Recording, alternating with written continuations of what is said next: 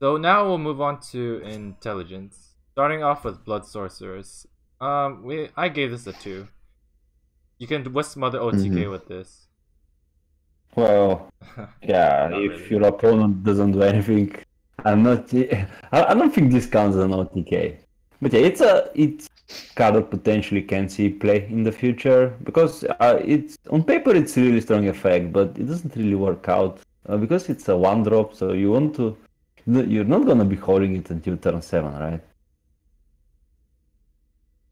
Yeah. Yeah, I think too now, like we're running even more 1 drops. There's just even less reason to run it. Like if you want to run an extra heavy 1 drop dense list, you can put in mud crabs or something. So I think Yeah, it's like Crown Quartermaster is better than this card, so Quartermaster is way better. But I'm saying if you already had Quartermaster and you wanted to run like more 1 drops, you wanted to have a higher density. Now there's just even more 1 drops that are better. So Okay, so I agree with it too. yeah. Alright, Balmora Spymaster. It's a fun card, I guess. Oh. And It's the RNG card, right? oh my gosh. It's one of the, like, if you want to go RNG, it's the one that's most playable because you can really high roll. Like you can really high roll. I've lost so many games to this card because it ended up being a 2 magic and miracle. Yeah. Yep. Yeah, it's playable in like Last Gasp synergies and Betray synergies. And But yeah, description list. luckily it doesn't see that much competitive play. Yeah. So if you want to craft one, you should. Yeah, you can craft it or not dust it, but if you want to be competitive, play a bit more reliable card. Yeah, I think from a competitive perspective, it's more like a 2. But I know, like, yeah, for just just any kind of player, maybe it's more like a 2.5. Okay, 2.5. Falling Wizard. Okay. Next card, Falling Wizard 5. I mean, look at the stat line. It's basically a catapult. Okay, so we'll give it a 5 and move on. Yeah, Yep. we'll give it a 5. Okay, we're done. And I need to craft another one, so I'm gonna do that. Alright. Moment of Clarity. Other than Unite the Houses, I don't see a place for this deck. Yeah, there's a number of cards in the list that are just going to be our explanation is going to be unite the houses ... and that's the end of it, and we'll move on. 2 magical, draw a random card. Like, it's not even draw a random card. It's I mean it's choose one from 3. So sometimes the choice is really bad. I don't know. I'll give this card a 1. I think it's absolutely horrible. Alright, okay, 1 and 1.5 because it's playable and Unite the Houses, but that's this one deck. Yeah, Right. there's a number of cards that would be 1s, but we're like forced to get 1.5s because you could put them in Unite. Because I play it and Unite the Houses. Alright. Yeah. Shimmering Peddler. This is a very fun card, but very niche, I think. I would give this a 3. I don't think that enough decks play this. Like you have to have a lot of actions to make it work. Like sometimes, like people sometimes play it in the giant deck, and it ends up being 2 magical 2/2. Like more than half the times you see it being played. So yeah, you need a lot of actions to make it work. And obviously this card is insane in something like Steward of Secrets OTK, but those decks are not really good.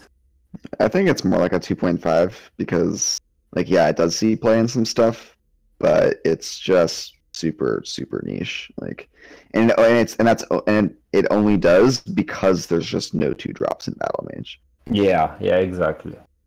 Right. So, yeah, I think before when you had no other choice, this was be a 3, but now that you have more like new expansions, it's the 2 or 2.5. Yeah. I'll give it a 2.5. I think the effect is it has the potential to be relevant in the future, not right now though. Yeah, I agree 2.5. Wisdom of Ancients. Another 5 out of 5 card, and I think we can move on, right? I don't even know what this card does.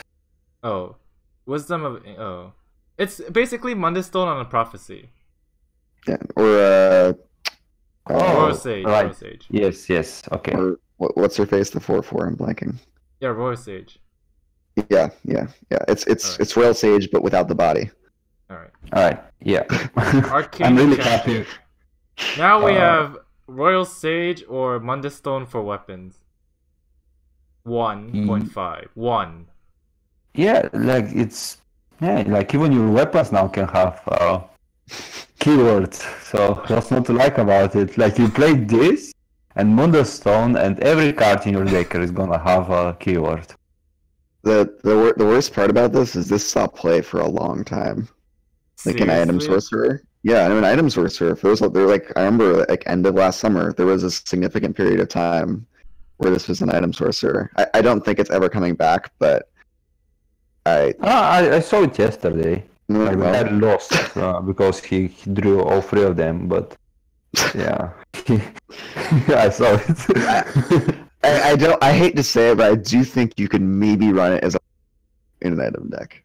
Maybe as a one of. I mean, item deck's brick enough by itself. Yeah. Do you really want another brick? You don't, but I don't know. Have to really commit to the brick strategy. So maybe you don't hit and run, so you don't brick as much. Yeah. Yeah, of course, right.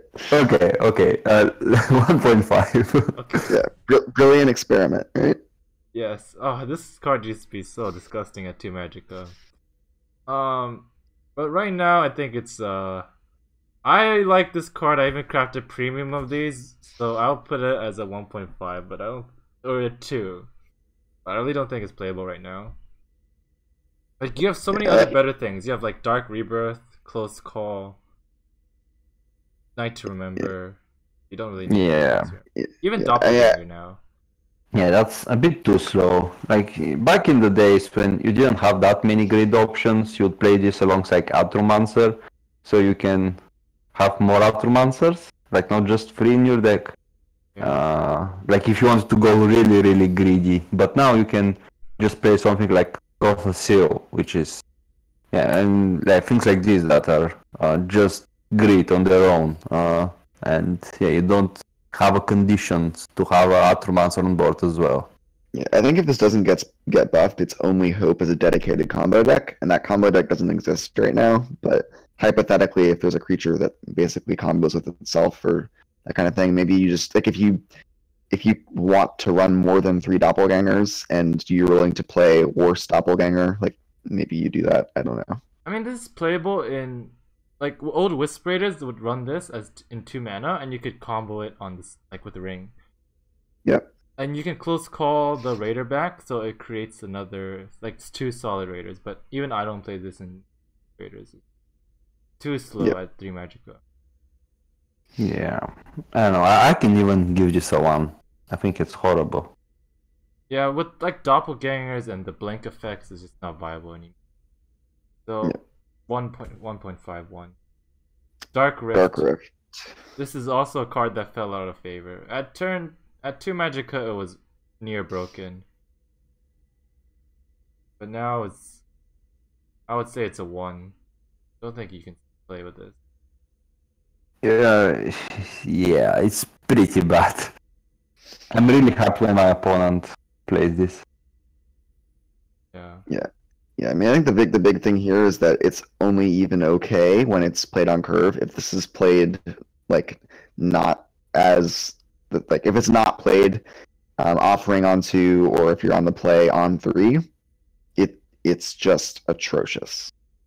And the reward isn't even really you're not like when it actually works and you have it on curve, you're not even really that happy about it. And so, you're in a manner meta, so yeah. Living. Yeah. So 1? Yeah, I'm good with 1. I'm good with 1 on that. Karakondzhul? Yep. I can give it 1. Desperate Conjuring. Another Pay-to-Max card. I don't think it's that bad. I would give this a 2. I think Tinkering is just better. Like, it does the same thing, pretty much, but it just does it better and cheaper. Yeah, and it's more flexible. Yeah, like if you low roll the first time, you can even try a second time, right? And tinkering can be a pseudo silence effect because you can tinkering the Yep. opponent's card. But this one you have to target your own creature. Yeah, but if you tinker your opponent's card, you're very, very desperate. I mean, you just use it to get through a guard or something. Yeah. To push damage. I played the Betamax RNG Battle Mage deck. It was pretty fun. But I think bad. So. Yeah, this was playable back in the day in Control Mage to just get Odiving or Marak.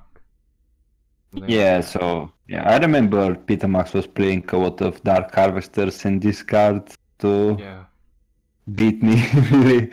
Where You know, 1.5? Yeah, 1.5. Okay. Yeah. Keeper of Whispers. I've always felt like this card is not bad, but it just never ever sees play. Like Jelly brought this to a tournament, and she was thinking that you play this on 3 and you play Breton on 4. Keeps Breton on 5, but even then.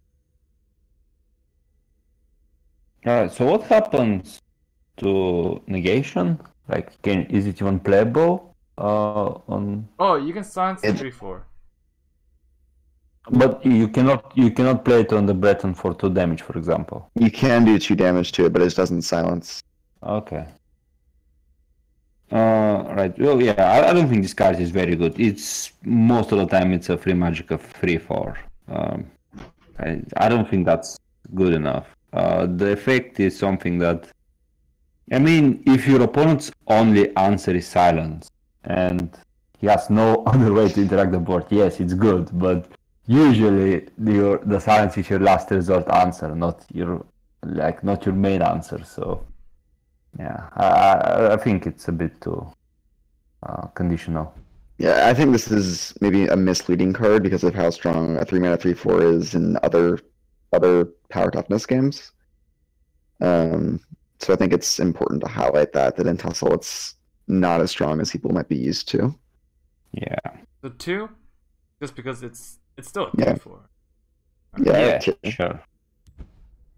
Thalmor Embassy. So 5. It makes. I mean, if you have this combined with Brilliant Experiment Aaron, you can like summon 3 a turn. All right, move on. All right. So 5 and 1. Vigilant Ancestor. Yeah. Ooh, I really like this card. I would give this a 4. Whoa. Or 3, maybe 3. 3.5. Whoa. The 4 is a bit high. Yeah. It's not. Yeah, it's only playable in defensive decks, and even in defensive decks, you don't really want it. You're competing against Daggerfall Mage and Cunning Ally. Not necessarily. Like, you can play it in aggressively. Like mid-range Battle Mage is not purely defensive, right? Yeah, I think it's really important to actually highlight this point. Like, guards are really important decks because they protect your brittle threats. Like, there's a lot of decks that play creatures that are really threatening, but they like really don't want, like, they're easy. Either they're easy to kill, or you like really don't want them to die. Like what 2-mana 4/4? I'm blanking on the name of the card. Mournhold. Yeah, like Mournhold. So this is the kind of card that can enable you to play powerful brittle threats in aggressive decks. Yeah, and yeah, it's really good in Dig Off as well as Giants, obviously. So why'd you rate this? I would give it a 3.5. I agree. All right. Okay. Breton Conjurer. 4.5, 4. I don't think. Yeah, it's only playable in one deck, but I think it's only playable in one deck. then it Like, you should be a really 3, want right?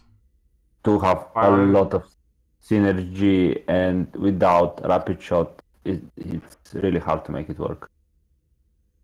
So power level wise, this will be a 4 or 4.5 in the deck, but because our rating system it's only a class archetype. So Yeah. Okay. That's a 3. I can see it at 3. EndoZoa is a 3, right? Conjurer, sorry. Yeah. I think it's powerful enough in the archetype it's in. You maybe put it up to 3.5, but I agree that it's more niche in its application. Yeah. Okay. All right. Ice Wraith. It has a cool sound effect. I've heard it once in Arena. Just does this, I think. Yeah, It's not a card. Yep. If it Dragon was, Star Rider. yeah, I give this a 2 because of Aini and his Yeah. deck. Yeah, like you can refill your hand if it's just a bunch of daggers and useless weapons. But you have to be really dedicated to the item synergy. hmm Yeah, so I mean it's a very niche card. So yeah, I think 2 is our niche score. So Yep, I agree. Oh, Paydomax was trying to make this a disciple of Namira with 0 cost weapons, but I've tried the deck and you just don't have a win condition. So there's that. Yeah. Okay. Because okay, so with speaking of, it's because sorry. of Blacksmith and this is basically like a fence and Namira. It's just you don't have Journey to go along with all your weapons. Yep. Memory Wraith. Yeah. Well, Bertrand, what are you gonna say? well, Great, speaking great. of niche cards, there is Memory Rave. Oh So yes. in the right meta, it's you can shut down the graveyard synergy, but yeah, it's just too niche. So yeah, 2. 2, yeah. Yep. Yep. Super greedy, I think. But again, if the meta is like super dominated, I like don't think it's greedy. It's just like you're taking for a strategy that's not that. Like you just like 1 or 2 decks, and even then you don't completely counter them. It just Yeah. helps. yeah, I mean, I think like a way to like as an example, if there's ever a graveyard based deck that's as dominant as like Nixox combo was, as an example, like that was a deck that you actually would actively put. Like it was such an important part of the tournament meta, and people would bring like multiple copies of Ox per lineup that you would put like random cards in your deck just to interact more favorably with that matchup. So it's the kind of thing where yeah, if there's something that's that dominant, that's a discard based deck, this is a deck card you can use. All right. Okay. Thief of Dreams. I know this card was bonkers at 5 mana 5/5, but what do you think of it now? Yeah, now it's just too low tempo most of the times. So yeah, it's not like you can't race anymore, and it's not doesn't fit the mid-range strategy anymore. So yeah, Yeah. it's only good against control. I think the easiest way to explain this is I'm not even really that excited about 5 mana 4/4 draw card. Like that's a fine card, but it's not that exciting to me, and this is worse than 5 mana 4/4 draw card by a significant margin because it's not a card you put in your deck and you could miss. Yeah, Alright. So So 2, 1.5? I think 1.5. I would give it a 2. I don't think it's that horrible, but yeah. Alright. Winter's Grasp. Very niche card, so would it be a 3? I mean, Yeah, I mean, And you mean 2? no, I think it's key to Shackle Assassin. I mean, I don't know. I guess I don't know. It's hard to kind of say Yeah, for but sure. Shackle Assassin, like the last time I saw Shackle Assassin was maybe a month and a half ago. yeah, Okay. like the problem with like this thing is like that Shackle Assassin is not very good deck unless you're PDMD. So like this card is like a 4 or 5 in that class, but that deck is like a 2 in the scale. Yes, it's probably more like a 2 or 2.5. I mean, I think it has to be at least a 2.5 because like our 2s are cards that aren't really like are mostly cards that aren't really played or like are again like tech options for extreme situations, and this is a card that like is actively played in a deck that I think is like it's not Okay, bad. yeah. Like Alright, I think 2.5. Karakon, you agree? I'll give it a 2, but I don't mind 2.5. Okay. Alright. Battle Reve of Dusk. Another 5 out of 5 cards. I don't know why it was a monthly reward, so we can move on. Yeah, so I don't even know what it is. But if you're a new player, you should start your collection with this, right? yeah, Yes, for sure, I always craft 100%. 3 of these. Okay, I- please don't. Please, if you're a new player and you're listening to this, please don't. I'd craft 6 actually. That way you can put it in 2 decks, right? That's how that works. Alright, Conjuration Tutor. 6 mana, 3/3. Oh, it was a reward. Shuffle 3 Lava Atronachs into your deck. When you summon an Atronach, summon a copy of it in. Another monthly reward. And it's his play every once in a while, but I think it's just too slow. Yeah, I mean, we saw Ben play this in Altar Support Mage in the finals of ESL yesterday, but it's obviously super niche. I mean, it basically only goes in Altar decks, and Altar decks tend to not be great right now. So I think they're kind of as a meta call. So I give it a 2, probably maybe a 2.5 because it does I'll give it a 2. Yeah. All right. Yeah, I agree with the 2. Dragon Priest Mask, very niche. 2. Yeah, it used to see play in item decks back in the day. Not anymore. Item decks don't play. When item Sorcerer was really good, and people used to bring it to tournaments, they didn't play this card. But before that, there was a time where it still would see tournament play, but people would also play this so they can heal. So they'll play the 4 magic neutral heal item, and you can stack all of those and bring them back. And it was a fun deck, but I don't think it was that strong. Mm-hmm. So if you have a Master of Arms and this in the graveyard, you equip a lot more weapons, so you can go really wild. I mean, this was created for highlight reels, right? You Merrick hitting this was the best feeling. Yeah. But I think it's a bit too niche, so I'll give it a 2. Yeah, I think outside of item Sorcerer, you never play, and even there, not necessarily. Heirloom Greatsword.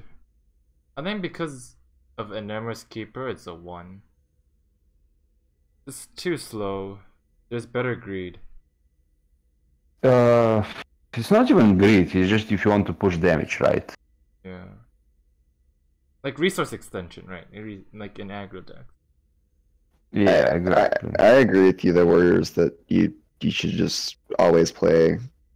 You should always play the 3-drop before you play this.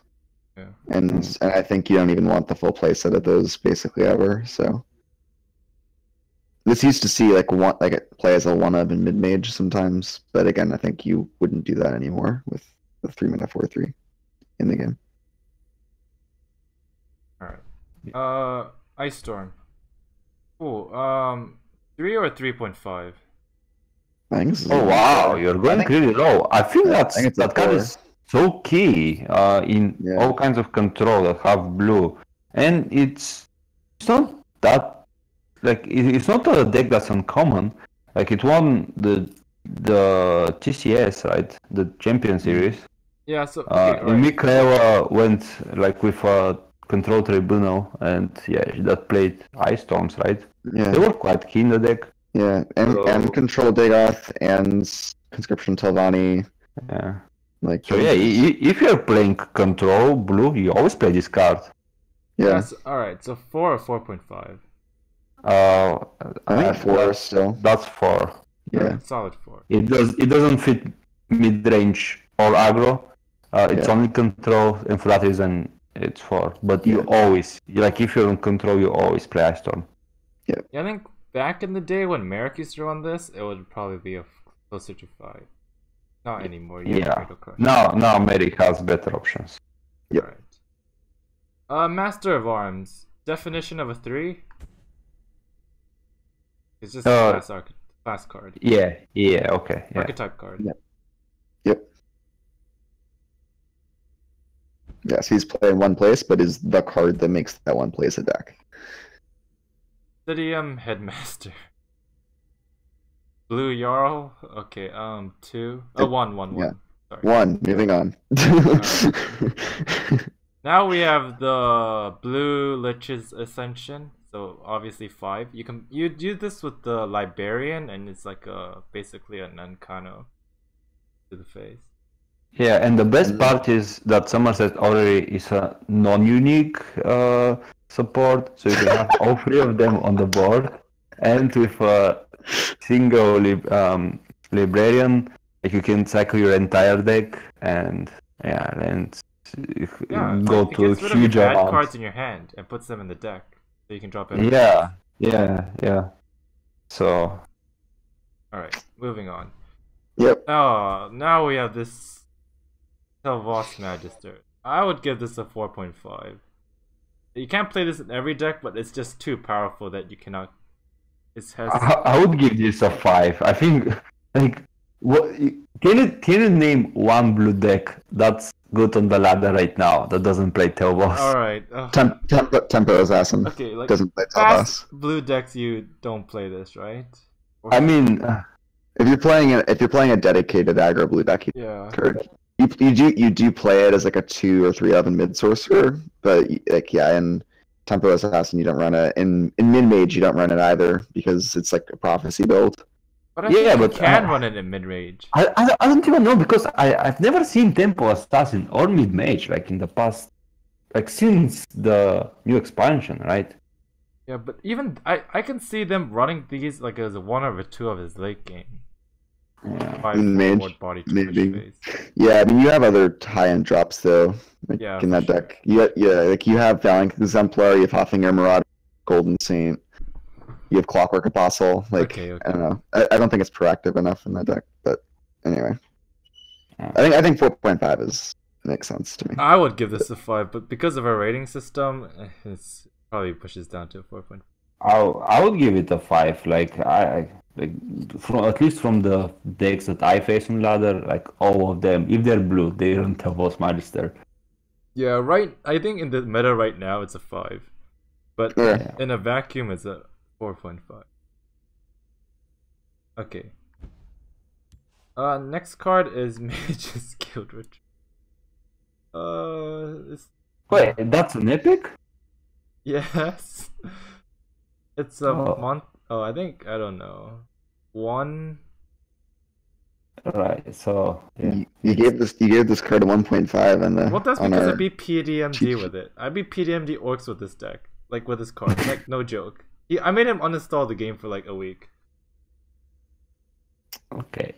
Yeah, I'm gonna go with a 1. Yeah, 1. Yep. Okay. Trader's Flames. Premium's pretty nice, but other than that, I would give this a 1.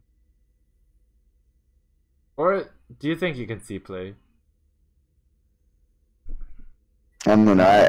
I wouldn't like. I think if we're gonna give what do you call it, the 5-mana red card that Fearwolf was playing. Burn and Pillage. Yeah, I think if we're gonna give Burn and Pillage a 1.5, it's a 1.5. All right. Yeah. Oh, It's not amazing, but it's not. Oh, Wisp Mother. Okay, so you can talk about this card, Warriors. I only play this in one deck though, so I'm too biased. So I should rather probably be quiet.